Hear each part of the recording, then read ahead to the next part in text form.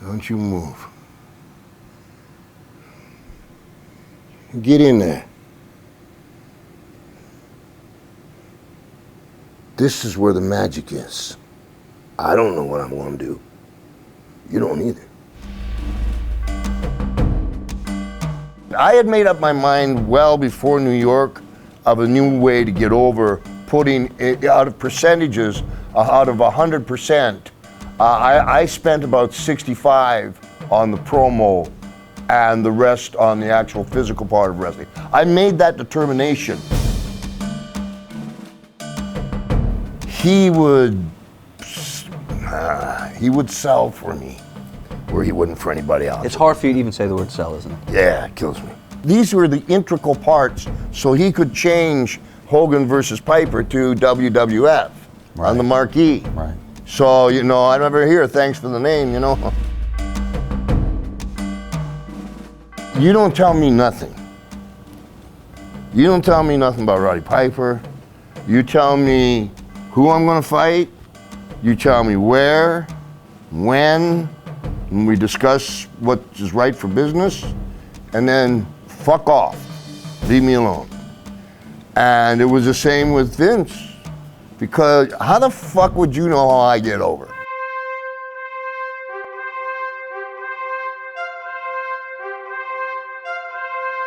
When Mean Gene says Hulk Hogan's, there's an extra volume, there's an extra, look up the Brunswick Affair. It's a huge conspiracy that'll teach you about this other thing. But the volume of Hulk Hogan and Hulk Hogan.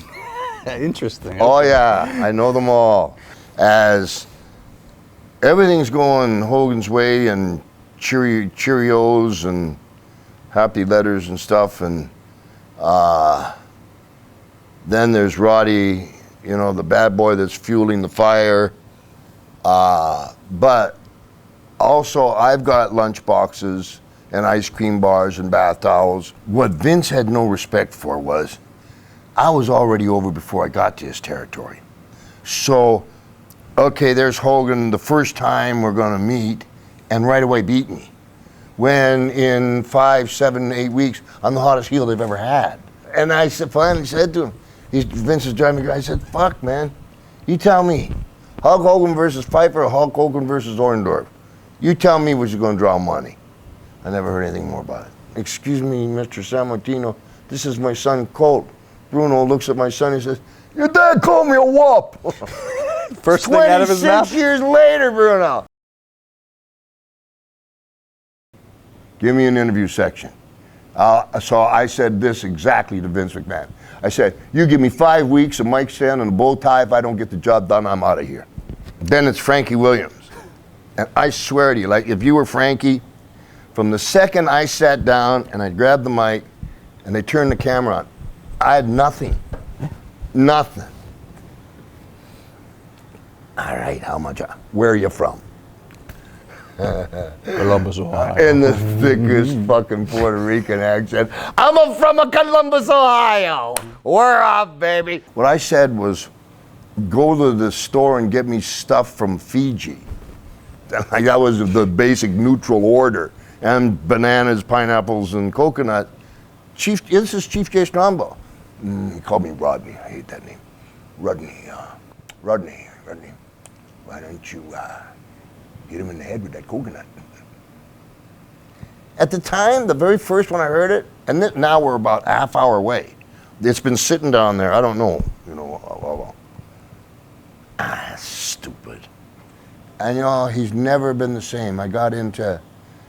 He just. You think he was humiliated, legit? Yes. By that is what you're saying? Yes, and I would have to fight him in hotel lobbies.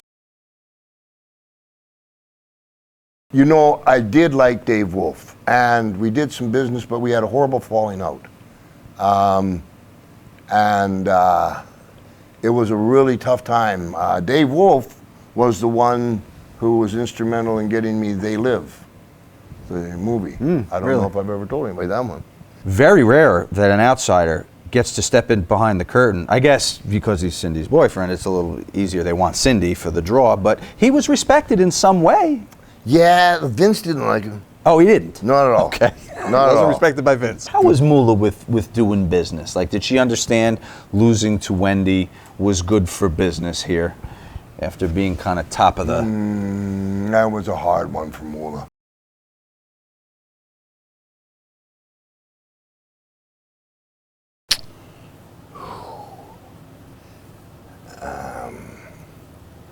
Pat Patterson doesn't like me. Pat doesn't like you? No, not at all. Okay.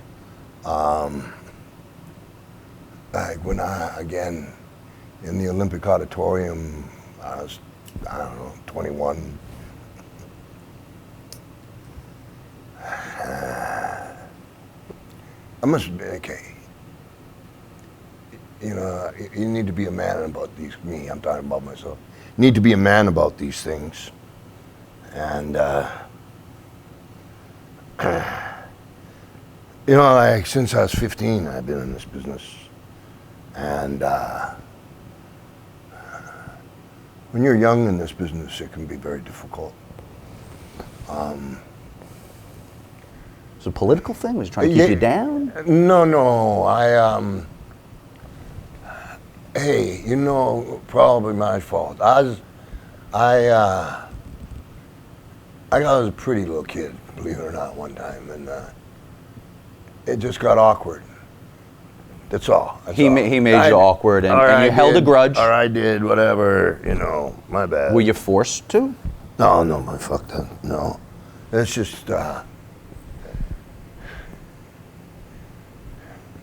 hard business.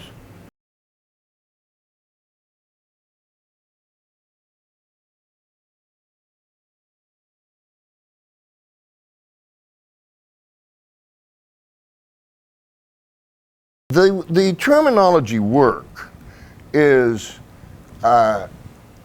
only applies to two people from professional wrestling that are inside the ring.